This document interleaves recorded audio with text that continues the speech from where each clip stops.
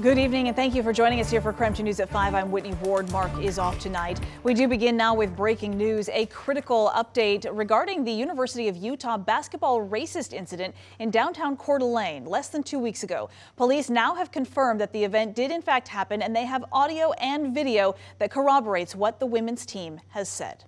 So take a look at this right now. This is a close look at your screen. Coeur d'Alene police asking for your help to identify this silver car that may be involved in that incident. They also say video discovered during the investigation shows a slur was clearly used more than once. Just last week, we learned that the University of Utah women's basketball team was headed to Crafted in Coeur d'Alene for a team dinner when they say two pickup trucks drove by and yelled racial slurs at the entire team. Coeur d'Alene police say they have gone through more than 35 hours of video from local businesses to establish a time frame. They say they're still working to figure out if what happened was a crime. So once again, if you have information related to this vehicle on your screen or to what happened that night, you are encouraged to contact detectives at the number right there at the bottom of your screen. We'll also make sure to get that on our website as well. North Idaho drivers, get ready because lane closures are coming to a well-traveled bridge in Coeur d'Alene. From early morning to just after noon tomorrow, crews will work to inspect the Spokane River Bridge. KREM 2's Nathan Hyun is joining us now live in Coeur d'Alene. And Nathan, what do we know about those delays tonight? Well, Whitney, drivers could expect delays of up to 30 minutes during tomorrow's morning commute. I'm under the Spokane River Bridge, where in just about 12 hours, crews will begin their inspection.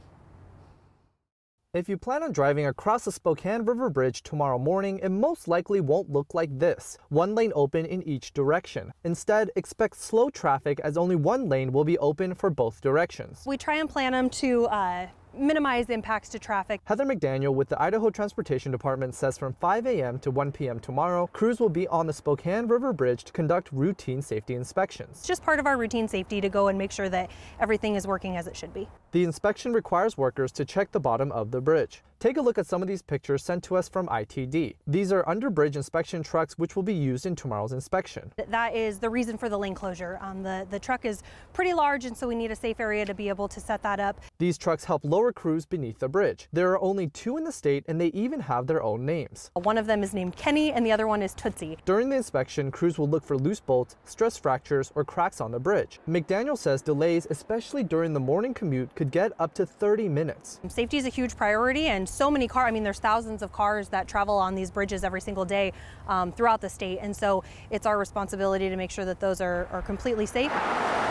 McDaniel says if crews do find something wrong, further work could be done. If any deficiencies are found with the bridge, those will obviously be assessed by a team of engineers to determine whether it's still safe for the public to travel. This inspection comes just a week after the Francis Scott Key Bridge collapsed in Baltimore that claimed the lives of 6 people. McDaniel says the inspection is not related to that incident. These inspections are sometimes planned years in advance and happen every 2 years.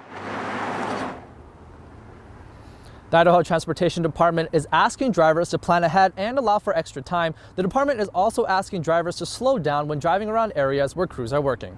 Live in Coeur d'Alene, Nathan Hyun, KREM 2 News. Nathan, thank you.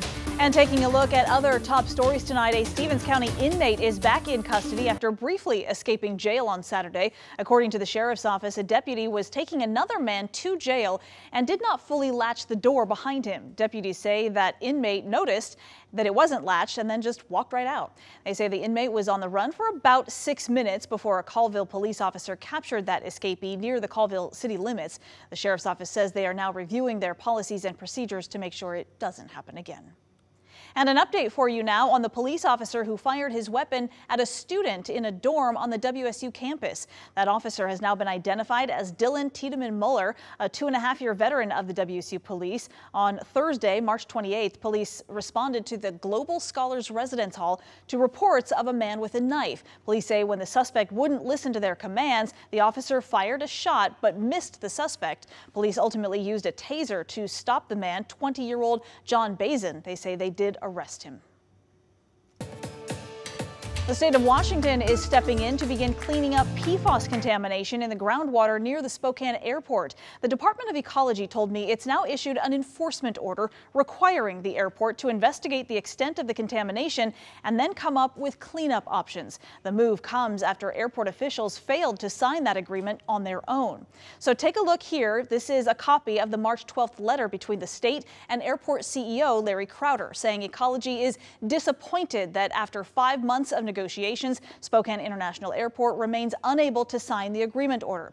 The letter went on to say that the airport failed to notify the state that it had detected PFAS in groundwater sampling back in 2017 and 2019.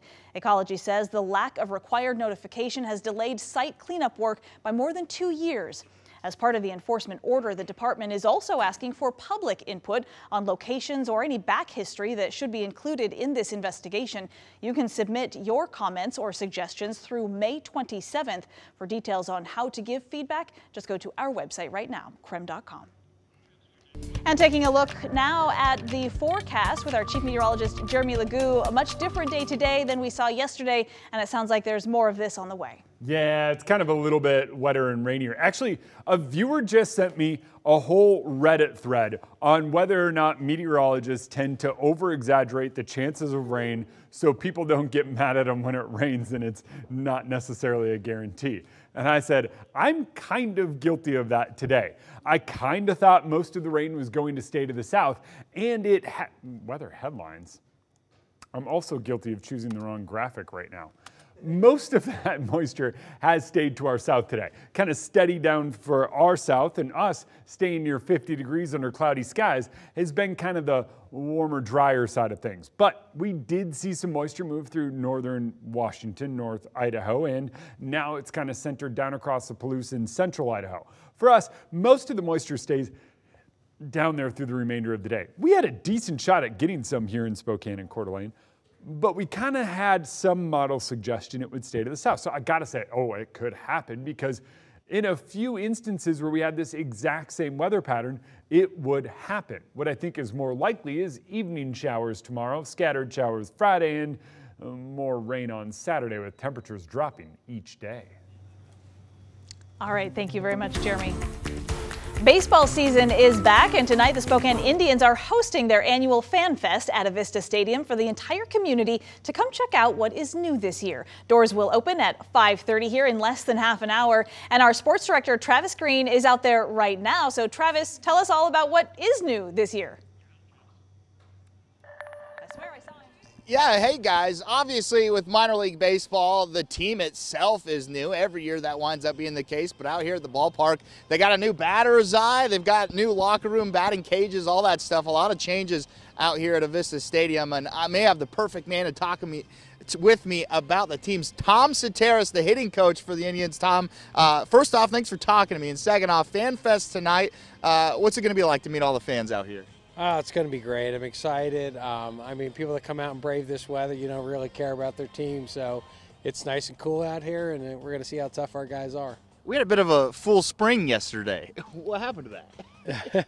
That was really nice, but you can count on that. That's Murphy's Law. It's going to be perfect until we start getting the game times. Then it's going to be cold, and I think that's good because, like I said, I want to see how tough our guys are, and you want to play playoff games in Denver, you got to get ready for this weather. Yeah, ain't that the truth. Now, Tom, what are some bats to look out for the fans out here in Spokane? Who are some guys that you think might, wow some people out here? I like the depth of our lineup because I think we got a lot of guys that can do it. I really feel good about a lot of guys that we can put out there. We got some young guys just newly drafted, in Kyle Caros and Cole Carrig, and then we got Dion Jorge, who's from our international program, who's really showing a lot of talent in spring training, and we got a bunch of other guys around them that can do some special things, and we're looking forward to seeing what they can do against competition and battle in the weather. Now, Fan Fest, obviously sometimes some crazy things happen, like dance competitions or something like that. What's a guy that has a crazy talent that you think we might see tonight? I'm learning about them as well, so I'm really looking forward to it. As I'm learning about them, see what they can do out there, and I know we got one guy who can dance and sing a little bit, and that's about all I know. And we're going to, we actually had a rap battle on the van the other day in Spanish, and it was really, really neat. So I'm looking forward to seeing what we got. Are we going to get anything from you tonight? Some dancing, anything? No, man, I save that for weddings, and other than that, I'm out. I'm too old. I'll probably hurt myself. All right. Thank you so much, Tom. I appreciate it. Yeah. I'll send it back to you guys there in the studio. All right, Travis, thank you very much.